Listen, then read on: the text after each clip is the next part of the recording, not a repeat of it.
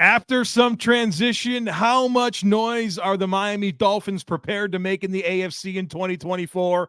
We're examining the state of the Dolphins roster today on the Locked On NFL Scouting Podcast.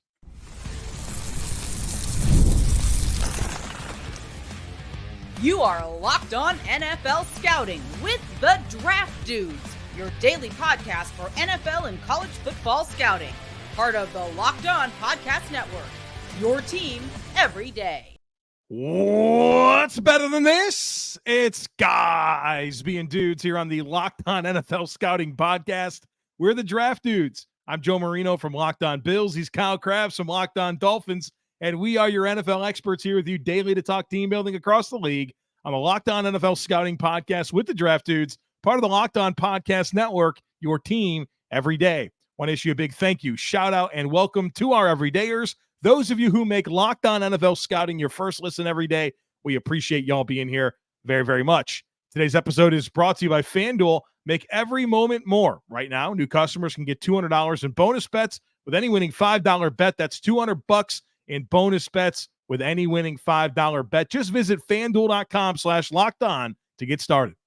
Joe, happy national upset. Bills fans, we didn't have Teron Johnson as a cornerstone day.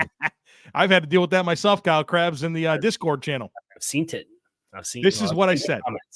This is what I said. I said, look, first of all, I don't think Kyle and I have ever labeled a slot corner as a franchise cornerstone. And regardless of the value that you have on Teron Johnson, he's the highest paid player at his position in the NFL at $10.25 million a season. You know what I mean? Like that's what I went with. But I mean, okay. Teron Johnson's awesome, but he's a great player. We called him a top 5 nickel in the game on the show, and they're still mad. Can't wait to see what we tick Dolphins off out here today.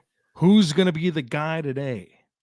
We'll find out because we're going to kind of go through this adjusted Dolphins roster is probably the best way to put it. There's been some changes on both sides of the ball, whether that's the interior offensive line for Miami or the interior defensive line, or from a scheme perspective, what that domino effect looks like defensively in the back seven. There's a lot of stuff to get into here with the Dolphins. So if you're new, or if you did not experience this content last year, Joe and I watch every roster, and we put all the players on all the teams into buckets, whether that's roster cornerstones, quality starters, adequate starters, replacement level starters, quality depth, rookies, incomplete evaluations, which are players we don't have enough information on to put them definitively in one bucket or another, practice squad caliber player, and non-roster caliber player. And the objective is to kind of sum up the state of affairs of each roster. There's numerical values and positional weight that's applied to those. And at the end, we get roster power rankings, and then we put it through a coaching lens, and it gives us our full power rankings for the start of the season. So this is kind of our prep work for the 2024 season, or the start of the season. We update it as the season goes along. So welcome to Miami Dolphins show. And Joe, you usually intro and then ask me, but given that it's the Dolphins and I host Locked On Dolphins, figure it's appropriate to ask you. We're starting on the offensive side of the ball. What's the most prominent thing that stands out to you about this Dolphins roster offensively? Very clearly, the thing that stands out to me about the Miami Dolphins roster is an explosive group of offensive skill players that got more explosive in the offseason at every single spot. Playing against the Miami Dolphins sucks because they have Tyreek Hill and they have Jaylen Waddle and they have Tua, who functions so well in this offense with his ball handling, with his timing, with his mechanics, with his accuracy.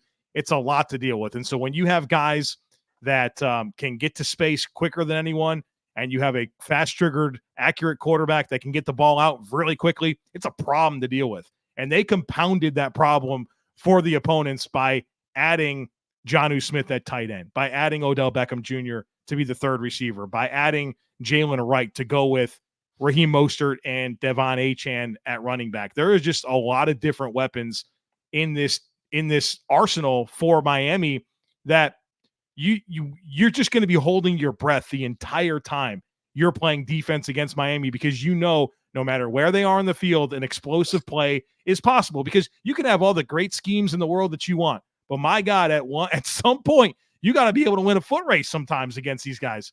And there's not a defense in the NFL that is going to be able to have the athletes to deal with this offensive skill group. And so this Dolphins offense was phenomenal last year. What were they? First in yards per rush, second in yards per pass play, number 2 in scoring. I know what Dallas got that. They maybe had some defensive scores or something along the way. This is a really good offense that got more dynamic. And so when I think about Miami right now on paper, that's where my mind goes offensively. We mentioned the quarterback's name in the first 4.5 minutes of a show, which I think is the earliest a quarterback's name is good. It's the running joke on the show as we get to segment 3 and we're like, hey, we didn't talk about the quarterback yet. So props for breaking the trend. I think he's necessary to bring in, because I think Tua's skill set in this offense with those guys, it's the marriage of all of that. Why do you think that's so difficult for a lot of fans? Such a polarizing player. And obviously he's a very unique skill set, but it's the same thing that happens with Brock Purdy, right? In the Shanahan offense, not the most dynamic physical tools type player, but trying to separate or isolate the player from the scheme and the supporting cast, it's impossible to do by design, because they're trying to compound on the strengths of the player. But for a lot of people like that, that's a controversial thing to have to try to reconcile, I guess. To quote Tua, but kind of not quote Tua, the production is the production. I mean, all you could ever ask for is a quarterback that's going to go out and throw for 4,600 yards, complete 70% of their passes, have a passer rating over 100. Like, what? That's the production you want. Does he have the same like unicorn traits as other top quarterbacks? No, he doesn't. But those unicorn quarterbacks would kind of like to have this production, right? Like there's give and take there. And so I know that there's a big conversation to be had about paying Tua and all of that. And it's certainly a buzzy topic. What more could Miami want in terms of production at that position than what they're getting from Tua? And certainly, I mean, it's not hard to identify the shortcomings that maybe he has in a skill set, but I don't necessarily look at the reasons maybe Miami hasn't been able to win in the playoffs or, kind of win some of those big games late in the season. I don't know that I look at it and say, you know what, that's Tua's deal. I think some of it's not really a talent thing. I think some of it's circumstantial. They've had injuries late, and I think there's been some more like game day management issues that were bigger than anything that Tua does or doesn't have. Well, and I certainly think down the stretch this year, and a lot of Dolphins fans don't want to hear it, because at some point it's like, well, we haven't won a playoff game since 2001, and we don't care about the injuries. You either do it or you don't. And that is to a degree factual. But I don't think you could tell the story of how the season ended last year. Not having Jaylen Waddle down the stretch, he got injured early in the Dallas game. And they had Tyreek Hill injured before that. And he was in and out of the Tennessee game, which was a game that they lost. That was a core identity piece of what they were. And Frank Smith just talked last week during minicamp talking about getting new players in to be able to do things deeper into the season. And you talk about the personnel additions that they've made to be a deeper group of skill players that are more dynamic. I think they're a little bit more protected now if they have to play a little bit of time without Jaylen Waddle, because if it's Cedric Wilson or Chase Claypool or Braxton Berrios that are trying to run winning routes against tight man coverage at the line of scrimmage, you didn't see them do that with consistency. And I think if it's Mike McDaniel said, it was asked specifically about Jonnu Smith, and said, look, if they're going to run drop 7 and they're going to play the sticks and they're going to play deep, having somebody to get their ball into his hands and make them pay for those types of defensive decisions was an element we really didn't have last year. So that's where you go out and get Jonnu Smith, who I think had the 2 top GPS times with the ball in his hands of tight ends last year. Jaylen Wright is a protection for Achane, was in and out with some injuries throughout the course of the season. Raheem Mostert, it's a nice protection from a guy who has been excellent since he's been in Miami, but has been injured at the very tail end of each of the last 2 seasons. He got injured in the Dallas game as well, and they missed him when he was out. And I think with Odell at wide receiver and Jonnu at tight end and Jaylen Wright at running back, to your point, I think they're a little bit more protected to survive some of the circumstantial type things that they did experience at the tail end of last year that impacted how they could play, but also how opposing teams played them. I think the Buffalo game is a great example of that. And Buffalo decides, look, we're going to just put the extra hat in the box because they're running all over us. And Miami's like, all right, we got to get out of it. We're not going to run the ball. Nobody could win one-on-ones, and they were bracketing Tyreek Hill left and right. Yeah. You and I just talked about that because I recently went back and watched that Week 18 game, and it's like Cedric Wilson wasn't able to get free of Dane Jackson, right? Yeah. Like Braxton Berrios couldn't get free of Taron Johnson. It's like they're trying to get the ball to Tyreek and really challenging them to like force it into tight windows down the field. And sometimes Tua was able to fit it in there. And other times he tried to go off, to other targets. And sometimes it was dumping the ball down to Durham Smythe. And when he got the ball, he couldn't do anything with it. So I think it's a great lens to kind of frame it in that not only are they more explosive in terms of depth, but how the practical application of that, how that should help them later in the season. I mean, for as exciting as Tyreek Hill is, I'm on record as saying that he's the most dangerous skill player in the NFL. Maybe it's best for Miami that he doesn't have 1,800 yards receiving this year, right? And so that he can be there for them later in the season. All right, we got to talk Dolphins offensive line for sure. The defense, a lot more to get to here on this episode, so be sure to stick with us. Summertime means baseball, the NBA Finals, and more. I know Vamos Gatos, right? Florida Panthers. That's probably big for the Dolphins listeners here. And you can bet on all of it over at FanDuel. Right now, new customers can get $200 in bonus bets with any winning $5 bet. That's $200 that you can use to bet on everything from the Finals MVP to who's going to hit one out of the park. If you're looking for some Dolphins action to get in on, this was interesting for me. They have Tua at plus 1,300 to lead the NFL in passing yards. Not bad, right? Pretty good chance of that. They also have Tua's over-under set for passing yards at 4,000.5 on the dot. That's pretty enticing. Jaylen Waddle, his over-under set at 1,000.5 receiving yards. Tyreek Hill at 1,375.5. Lastly, Dolphins wins at 9.5. Maybe go smash the over on that. They've topped that the last few years. So visit FanDuel.com/lockedon and add a big win to your summer bucket list. FanDuel, America's #1 sportsbook. I think I'd take Waddle over. Right. I mean, for sure. And before he got hurt, he did it in 14 games. Yeah. He missed a game with a concussion after a hit that he took late in the New England game in week 2. So he missed the 70-point outburst against Denver and then left the Dallas game after, I think, 2 touches. He had a big reception. Miami backed up inside their own 5 that put him over 1,000 for the 3rd straight year to start his career. And that was it until the postseason. And you could tell he really wasn't himself, in addition to the parking lot that they were playing on with the frozen grass in Arrowhead that night. So, yeah, you mentioned before we went to break the offensive line. And this is a really interesting group. I think there's plenty of context clues as far as how the Dolphins covet the offensive line. And there were some really interesting talking points that came out from, it wasn't from the Dolphins, but it was from Chris Forster, who had a very unceremonious falling out in Miami, but is the offensive line coach now with Kyle Shanahan in San Francisco, and talking about the value of guys who score touchdowns versus player development and interior offensive line in particular. And Miami's following that same book as far as they let Robert Hunt walk. They made an offer for Robert Hunt. It was a competitive offer, but not a competitive offer relative to $20 million per season. And they have Connor Williams, who was the starting center the last 2 years, with a really ugly injury. Sounds like he's kind of struggling with recovering from that, at least last we heard in early April. So he's still a free agent. They signed Aaron Brewer from Tennessee, who was a full-time center for the first time since I think he said like his junior year of high school. That's crazy given his size. That's absolutely absurd. He played all over the place. He played a bunch of tackle in college.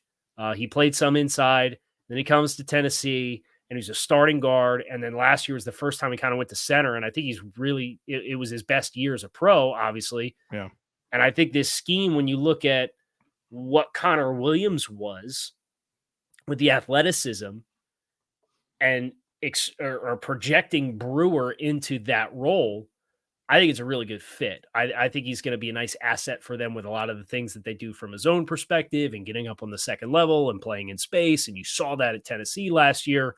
So I'm excited to see him in this scheme specifically. I think he'll do really well with it. But the guards in particular is where the question looms largest for them. They have a little bit more depth at tackle this year than they did this time last year. Yeah, Kendall Lamb back and Patrick Paul, the second-round pick. Austin Jackson obviously coming into his own, getting the extension last year. I think obviously the guards, not really Isaiah Wynn. If Isaiah Wynn's healthy, you're not concerned about that. But what, 6 games? Yeah, that's the challenging thing with I guess him and Armstead on that left side. You just don't know how long you're going to have those guys. If they're available, they're obviously very good players. So kind of that right guard spot and then staying healthy being your question marks here for the Dolphins on the offensive line. But I think to your point there, Kendall Lamb's been such a useful reserve. And then like the reality is Liam Eichenberg and Robert Jones, those guys have gotten a lot of experience. Yeah. Because 1,400 snaps last year. Yeah. So it's not like you're at a minimum, you're putting guys that have some time on task into the picture. And who knows? I mean, like the Dolphins did get $18 million. So I kind of expect them at some point to add a guard and maybe even a defensive lineman. Yeah, I think the names that are still on the market that Miami has reported to at least have had some contact with throughout the course of the offseason thus far is Phil Haynes from Seattle and Greg Van Roten from the Raiders. I think Van Roten will be a slam dunk. Not to sleep on Jack Driscoll, who they did sign from Philadelphia as somebody who is much better in my opinion, inside as compared to outside at tackle. But they love their positional flex with this group or with this unit. They love a lot of guys that are capable of playing multiple spots. Driscoll's played tackle.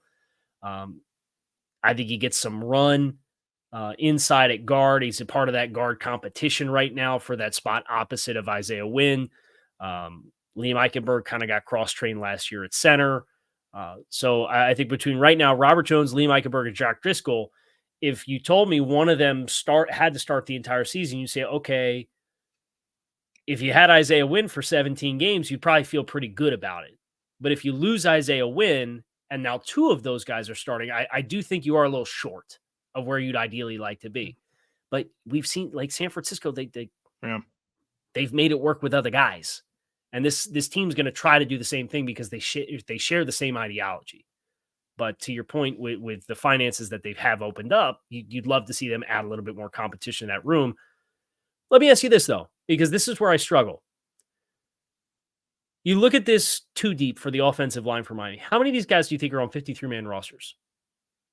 Like not all of them might make it on Miami, but like how many out of who's here on the depth chart do you think will make a 53-man roster and be a 53-man roster caliber player? On the 2 deep? Yeah. 9. Like that's all you carry, right? So if you're adding somebody into this mix, it should be somebody ideally that is a step above that. Is kind of the stance that I've had for Miami for the offensive line. Right. Don't add another player that's like, oh, it's the same tier of player as Robert Jones and Jack Driscoll and Liam Eichenberg. Doesn't help you. Compound your problem. It doesn't help you. Right. Right. And it's nice to have the depth, but they have depth. They just don't have that last piece of the starting caliber players that you feel like they need to really have a solid unit going into the season. Want to let everyone in on a very important inside, I don't want to say joke, but detail between Kyle and I. I am now a dynasty owner of Jaylen Wright. And so everything about the Dolphins to me is about Jaylen Wright and him becoming the next Christian McCaffrey. So if in the future you hear me outrageously talking about Jaylen Wright, now you know exactly why. And Kyle's text messages are pretty much filled with me talking about Jaylen Wright. Ask for a weekly check-in with Jaylen Wright. Yeah, it's part of the routine. Yeah, I just want to know how he's doing. And what the plan is for him to get 300 touches. That's really what I'm looking for. You're probably 2 years out from that. Yeah, well, I'll try to be patient, but Okay, we got a lot to talk about on the defensive side of Yeah. the football. Let's save the last segment for that, folks. Be sure to stick with us.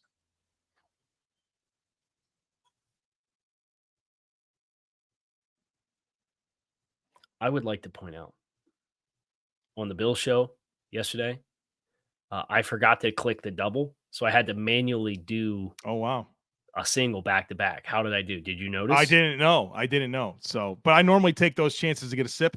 So I know I got 6 seconds. I wasn't looking at what was going on the screen, man. So, I think you technically got like 5.2 oh, yesterday. well, I clicked the double today, so well done. or transition. The defensive side of the ball, a lot of changes here. Defensive coordinator change. Vic Fangio gone. Went back to I guess his old digs in Philly that he missed so sorely from his sabbatical year, which he was a consultant. Never seen a guy leave a job and immediately land within 12 hours at a defensive coordinator spot somewhere else. It's a little weird, but Hey, quick phone calls, man. yeah, quick phone calls, I guess. Yeah, it's everyone's got a cell phone these days, man. neither here nor there. Even in the old maybe Vic might be the one guy left that has like it in the bag. You know what I mean? the flip phone Comes in like, yeah. Well, no, I'm talking about like you remember these cell phones that came like in a leather bag? Come on, your dad had to have one of these, right? Yeah. Yeah. That's Vic might have that still, but probably. Nick Sirianni got him on the phone. A lot of personnel changes between Christian Wilkins leaving in free agency. They cut ties with Xavier Howard, who was one of the longest tenured players on the team. Longtime Mike linebacker Jerome Baker is gone. They've swapped them out. So changes on all three levels of the defense from a personnel standpoint and a scheme change. So there's a lot of new. And then, oh, by the way, there's some injuries on the edge with guys like Bradley Chubb and Jaelan Phillips that kind of you're going to be touch and go throughout training camp to kind of figure out where they're at, if they start on IR, if they start on PUP, if they're ready to go. It kind of sounds like one of them might be ready to go for the start of the season, but I don't want to say too much there. But I would expect probably one of them on one of the injury lists for the start of the season. And that's evident by they used 2 draft picks on an edge. They signed Shaq Barrett on a 1-year deal. I think they're probably a vet away. I don't know how you feel about the edge group in its totality, but Chubb, Phillips, Shaq Barrett, Chop Robinson, Muhammad Kamara. If you told me that they signed a vet guy there as kind of another piece of the rotation, they'd probably be adequately protected for however long that turnaround time is going to look for those 2 starters that they have coming back from injury. Yeah, I'd agree with that. And if you told me that Chubb and Phillips were healthy, this might be the best edge situation in the NFL, right? That teeters, right? Because you never know how guys are coming back, especially from an Achilles and an ACL, right? Those are no small deals. But those guys were unbelievable last year. You kind of felt like they were as a pair kind of coming into their own. And I'd even be more excited about them in this Rashad Weaver defense, kind of thinking about Baltimore and how what they were able to get out of their guys. So that's, I think, the edge situation is a big storyline here. I'm high on Chop Robinson. I'm high on Mo Kamara. So like getting those 2 guys to go with Shaq Barrett gives them something to work with. But I think the ceiling of this edge group is defined by Chubb, Phillips, when they get back and how good they are. Yeah. And I thought Chubb was, he was a couple missed opportunities away from like 18 sacks last year. He had like a 16% missed tackle rate. It felt like every single one was a sack that he missed. Yeah. He was very, very disruptive. Some of that, obviously, the familiarity with the Fangio scheme with their time in Denver. So we'll see what the turnaround looks like there. A lot of Dolphins fan attention is on the inside with the defensive tackles, with Christian Wilkins leaving, and they signed like 7 guys. They've just thrown the kitchen sink at this group. And defensive coordinator Anthony Weaver.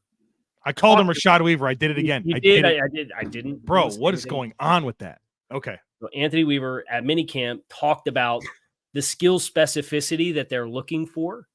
And he talked about wanting a very heavy rotation. And Baltimore did that last year, which he was a part of that group. But he talked about guys that he actually used the phrase change the math, which I thought was cool because we talk about math changers. Listen to the podcast, Anthony Weaver. And he alluded to either mass or elite technique as the ways in which you change the math inside as a defensive player. And then he said, and then there's going to be guys that are more penetration or disruption types. And there's a little bit of all of that with this group. It's just who's going to materialize to kind of be the next guy. I think they have enough ammunition here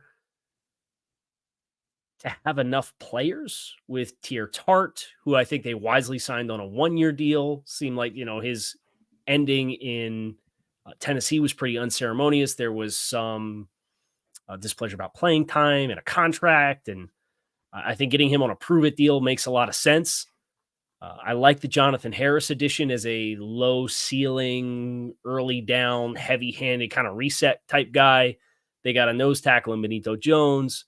Gallimore as a potential pass rush specialist. They got a lot to work with. The challenge for them on a week-by-week basis, if this is the group that they have and they don't add anybody, is that you're going to have to pull the right strings to get the right guys on the field at the right time. Yeah, a lot that has to come together. I think if I were to have a concern with the Dolphins, it probably is in totality, what am I getting in Chubb and Phillips? And then what am I getting outside of Seiler? Seiler's a stud. Mm-hmm. I think he'll be really good with Weaver. But do we have quantity? I just don't know how much quality we have to go with Seiler, and especially if you're going to be rotating and, maybe that, you keep everyone hungry, right? Like there's competition for snaps. There's a lot of good that comes with that, but Christian Wilkins ain't walking through the door, and I think it's evident by looking at the depth chart here. If I'm Miami and they have cap space, I'm more concerned about adding a defensive lineman than I am a guard. And some of that because of stylistically how they play and how they've protected themselves and how they get the ball out from a timing perspective. Yeah. And I know fans are like wanting you to have more layers and be able to attack teams in different ways. And I think that's a fair criticism. But like you have to have a certain kind of script. You can't just run drop back passing, right? That's not who they are. I think I had this conversation with you at some point. It's like, yeah, I hear you on the guard stuff, and you'd like them to have maybe a better answer at right guard. We watched this team last year with Lester Cotton and all these guys playing. Don't say his name. The point being, this is like the best offense in the league with those guys at guard. Like, how concerned am I really going to be? You lose your center like catastrophically, like halfway through the season. Teron Armstead's in and out of the lineup. It's like, okay, how prohibitive was it? What would they have been? The number one offense to the number one offense? You know what I mean? Like, I get it, but I can't be that concerned about it. The narrative and the discussion point is, depending on who you played, it showed up more against certain teams than other teams.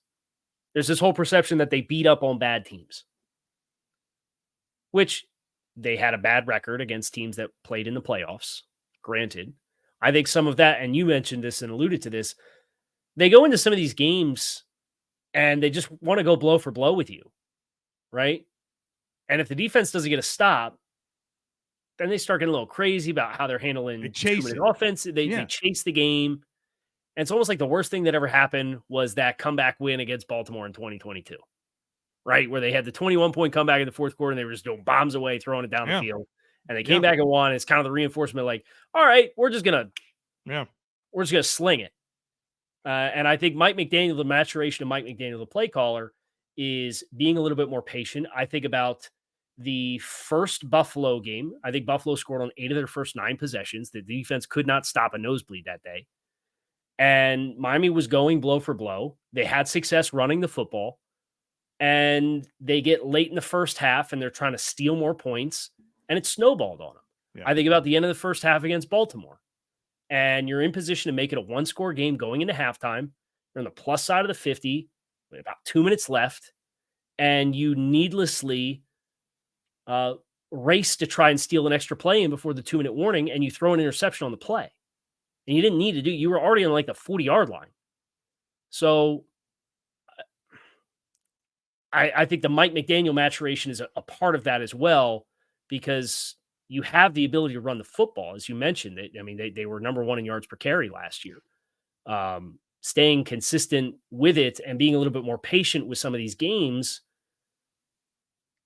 And the scores of those 2 games were a little bit more compounded by the fact that they get aggressive earlier in games trying to come back, and they turn the ball over on downs and give the other team the ball in scoring position earlier, so they score more points. But point being, I think that is a part of that as well, as far as the issues that they had against successful teams when they had to chase a game script. Well, I think you mentioning Baltimore 2022 Baltimore is a good game to invoke, but how about week 1 of 2023 against the Chargers? Yeah. Where it was like, okay, Herbert versus Tua, big showcase game, week 1, and they won that game because Tua threw haymakers with Justin Herbert and landed the last punch, right? And they got the stop. Yeah. Was a big defensive call and got the pressure and all that. Like, I think those 2 games might have been the best worst things that could have happened. Yeah, that was week 1. Week 1. Yeah. So, all right, this back 7. Let's get to it here. Yeah, I'm excited to see what Jaylen Ramsey looks like, not being an exclusive outside corner. And I get the vanilla theory and not giving you anything for as far as pre-snap presentation or to show you the exact same thing. But when you traded for Jaylen Ramsey, your expectation was he's going to be a defensive weapon, right? He was so good the last few years and found new life in his career as a player who moved around and got involved and was closer to the ball and closer to the line of scrimmage and played inside. And that's been very consistent messaging for Miami, which I think opens the door for the question is, who's the third corner, who's the third outside corner, and who's the third safety? Those are kind of the 2 spots that Miami needs to figure out throughout the course of building up to the start of the regular season. So Kendall Fuller, so that's your Xavier Howard replacement. I think Kendall Fuller's a better player at this point. I think more versatile player too. Yeah, better. You got better there. Moving Jaylen Ramsey around. Cam Smith, a player I really liked out of South Carolina. I think he's probably ideally the player you'd love to see step in as that other outside guy that truly allows Ramsey to move around. I would be very hopeful there. And then for the third safety, Jevon Holland stud. Jordan Poyer brought in, and I think that'll be interesting because he played linebacker last year, like almost on a lot of like the impact snaps, the long and late downs where he can hunt and kind of be the impact playmaker he's been in the past. He's playing linebacker, and so Jordan, and obviously I think Jordan Poyer's kind of wanted to get to Miami, so that's going to be weird for me to watch, but I think a really useful glue piece for that secondary. And I think stylistically, I think he'll be a very good mouthpiece for Coach Weaver in terms of installing and helping with the leadership of that unit as well. Cause I mean, they lost a lot of those guys. Jordan Poyer, I mean, personifies leadership. So I was curious. I was hoping you would give your insight on Poyer, because I know a lot of Dolphins fans coming into the offseason and you find out you're signing him. You're wondering what he has left in the tank. You know, he wasn't as impactful last year. Obviously, injuries were a part of that, and him playing out of position as a result of other injuries on the Bills' defense. Also had Siran Neal, which I think is a player you and I have talked off air about as a player who hasn't got a lot of opportunities, but I'll be darned if he doesn't pop every now and again when he does get some opportunities. 100%. Hasn't been consistently in Buffalo. All right, Siran, we're going to get you more defensive snaps. And they got the secrets too. Don't forget. Well, Poyer's been with McDermott since 2017. Siran Neal, he's 17 or 18. So they got all the secrets, man. You're telling them. That's the Dolphins defense. We didn't mention the second level for them. Middle of the field coverage has kind of been a sore spot for them for a while. They swap out Jerome Baker for Jordyn Brooks, who has his own strengths and weaknesses as a player. But I think what Miami was sorely lacking as far as middle of the field coverage, we talk about the second level, and guys, they get so much more stress now because of safety, how the safety shells play. Mm-hmm. I think that's also a step in the right direction. I think maybe instinctually he's not as refined as what Jerome Baker was at this stage of his career, Jordyn Brooks. But I think from a coverage perspective, there's a lot more that you can put on their plate as a result and feel like they can a little bit more effectively space the middle of the field. So you mentioned Kendall Fuller. I think with the versatility there, that's a spot you maybe made a parallel move as far as what bucket the player was in, but I like the fit a little bit more. And I would consider Jordyn Brooks kind of the same thing as an adequate level starter. I think there's a ceiling there he can continue to tap into. I'm excited to see what he looks like in this scheme. But those two transitions for Miami, I think are comparable players from the bucket that we score the players in. but maybe a different set of strengths.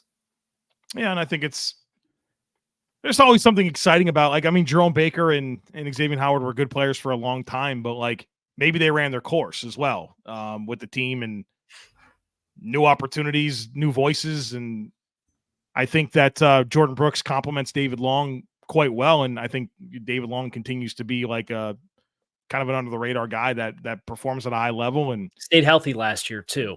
That's a big one. It was a big deal for him. Yeah. So that's the Dolphins. Any final thoughts? No, I have no. This is the last thing I'll say about the Dolphins. We after this year we might have to rethink this a little bit because this kickoff return stuff is going to be a big deal. Mm-hmm. I think it's going to impact football games, and who's better equipped to make you pay in that capacity than the Miami Dolphins with the players they can put back there. So, even what they invested in the other players to play on the units, like they had a Cam Brown from the Giants, who's a big time special teams type guy. Saron Neal, big time special teams type guy. There's some really interesting there. You will not find a more universally disliked coach on the staff than Danny Crossman, the special teams coordinator. It's been a rough couple years for that. And Bills have been down that road. We know about Danny Crossman, but I think they made an investment based on the rule changes. You've seen them make some investments in the ancillary players that will play a part of those units as well. So it's interesting to see how that turns out for them. As a Bills fan, couldn't be more happy to see Jake Bailey back as a punter. He's a good holder. He got Jason Sanders back on track. Hey, I'm glad I said that because this is the conversations we have in Bills world as well about holders and punters and all that Yep. stuff. No, Jason Sanders was brutal in 2022 with Thomas Morstead, and Jake Bailey came in, and Sanders, I think, missed 2 kicks after week 2. One of them was a tipped kick against the Titans. So a nice reinvigoration of Jason Sanders. Maybe it's worth it for Miami. Who knows? But that is going to do it for us with the Dolphins Spotlight. We're going to do the Jets tomorrow. Congratulations to the Jets. We do you on Wednesday this year instead of Thursday. And then we do the Patriots on Thursday. So that's how we're going to close this week. Friday, we will do the tier maker where we take all the position rooms and we rank them in the AFC East. We're looking forward to that. And we hope you will come back and see us. I'm Kyle Crabbs. He's Joe Marino. We are Locked On NFL Scouting. Come back and see us again tomorrow to talk about the Jets.